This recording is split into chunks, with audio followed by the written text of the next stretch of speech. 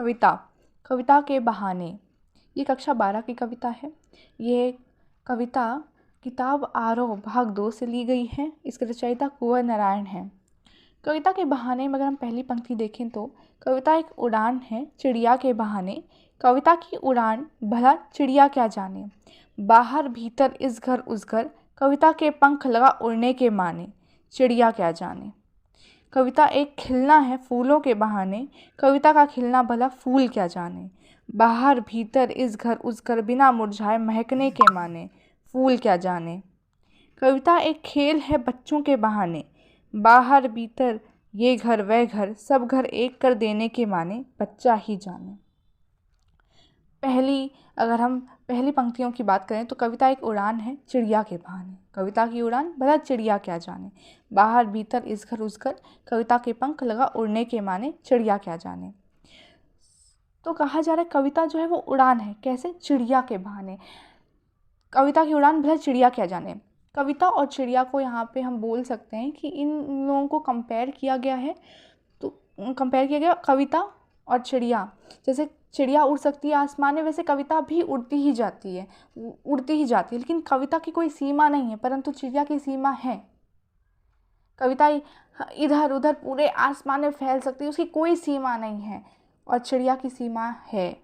चिड़िया एक सीमित आसमान तक उड़ सकती है, लेकिन कविता की कोई सीमा नहीं है। बाहर भीतर इस घर उस घर, जाती तो चिड़िया भी है बाहर भीतर इस घर उस घर, वो भी जाती है, लेकिन फिर भी उसकी उड़ान एक सीमित उड़ान है। परंतु कविता जहाँ जाती वहाँ एक नया रंग रूप लेती है, वहाँ एक नया उसका एक नया परिचय बन जाता है, और वैसे वो कविता मनमोहक हो जाती है। कविता के पंख लगा उड़ने के माने, चिड़िया क्या जाने।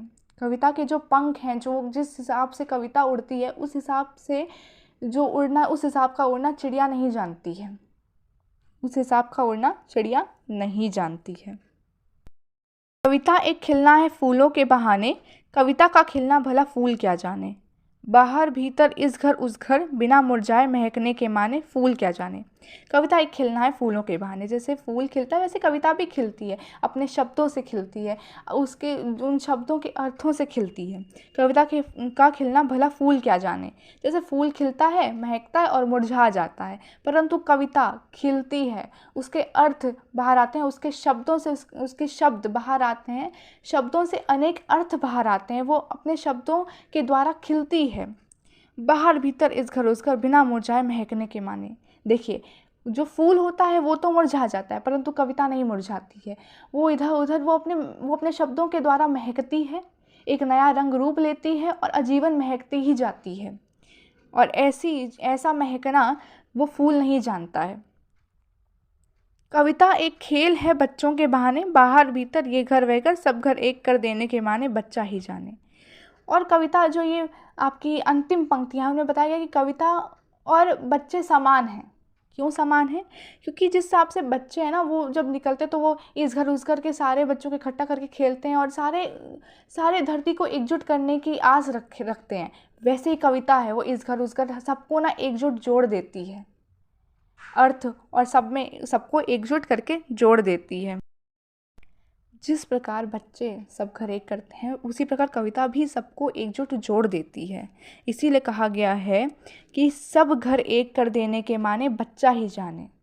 जैसे बच्चा जानता है कि घरों को एक कैसे किया जा सकता है, वैसे कविता जानती है। तो ये पूरी कविता अगर हम देखें तो पहली पंक्तियों में कविता और चिड़िया को कंपेयर किया गया है। दूसरी पंक्तियों में आप देख सकते हैं कि कविता को फूलों से कंपेयर किया गया है। कविता की उड़ान असीमित है, परंतु चिड़िया की उड़ान सीमित है। कविता की उड़ान असीमित है, परंतु चिड़िया की उड़ान सीमित है। और वहीं कविता जो है वो खिलना महकना उसका जीवन है, परंतु फूल जो है वो खिल के मुरझा जाता है।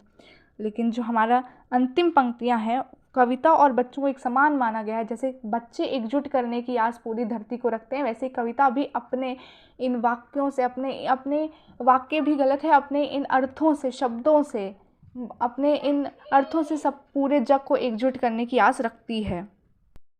कविता के रचयिता कुंवर नारायण हैं। धन्यवाद।